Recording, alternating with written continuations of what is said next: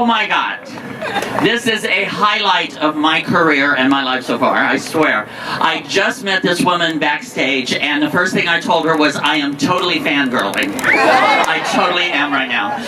This woman is from the boogie down Bronx.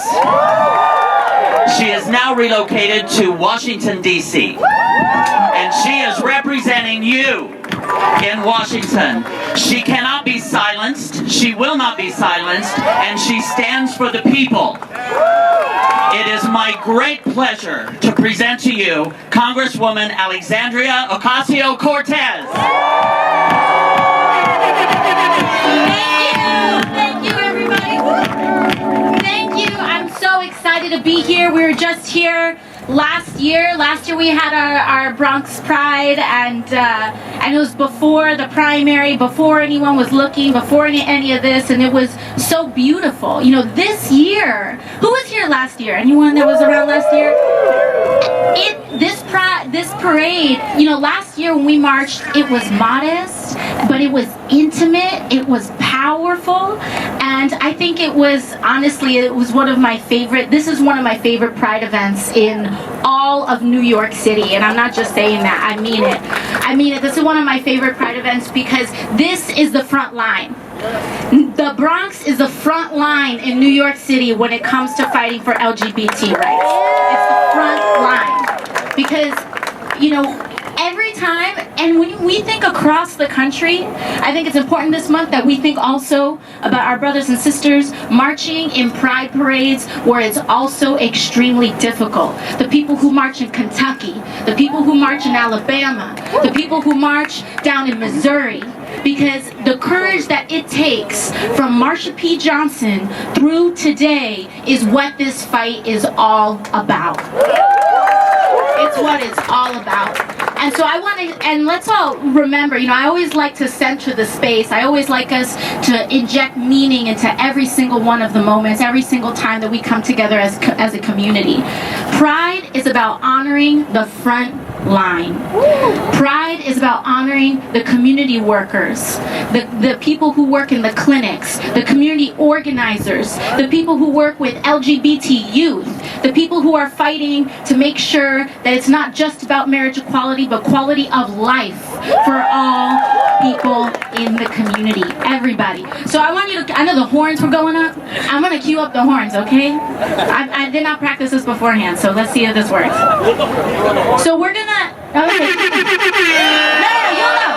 No, you'll know. So what does the LGBT fight mean in a post-marriage equality world? Here's what it means. It's making PrEP free for all people. It means tackling the homelessness crisis among our LGBTQ youth. It means decarcerating our society so that no trans woman and no person ever dies again in custody. It means making sure that no one is denied a job because of their gender identity, no matter what it is. That is like literally the most BX speech ever in my life.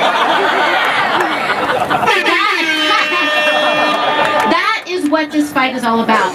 And that's what we're doing. We're taking them to task. I'll end with one final story, because in a time, oh, thank you. Gracias. I know, my heels are like, so I'll end with one final story. I want to end with a story of hope for you all. Because in a time of darkness, in a time when it feels like we have to resist so much bigotry, so much darkness, I just want to give you a moment of solidarity and a moment that shows that we can make progress even in times of darkness. So this year, we were working with some New York City advocates and activists. This was about PrEP.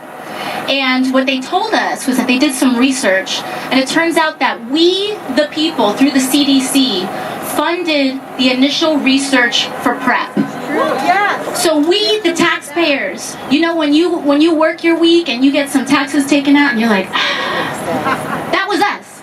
But you know what we did with that money? We did the founding research that created PrEP. And then what they found was that it was not some private pharmaceutical company that owned the license for PrEP, as they were saying and as they were claiming. It was us. it was the CDC, it was the people. And so, but what we found was that it wasn't acting that way. And so PrEP was privatized. We were finding that it was people were charging $2,000 a month for PrEP in the United States when it costs $8 in Australia. So what we decided to do was that we took this straight to the Oversight Committee of the United States Congress. And thanks to the leadership, because we worked our tushes off and got a Democratic majority, that means we have power now. And so, that's right. So we took this up, and thanks to the leadership of Chairman Elijah Cummings, he said, let's take this to a hearing. And we called in the CEO of Gilead to the United States Congress and held a hearing. And we handed out all the facts, we fought for our rights, and now PrEP is going to go generic starting next year. It's still going to be a fight. They're still going to try to get exclusivity. They're still going to try to keep they're still going to try to keep the prices high. They're always going to try to keep the prices high.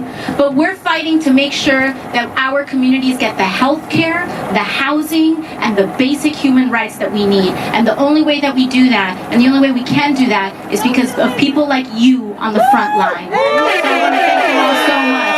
Let's do this. Once again, I just want to say thank you so very much for your service.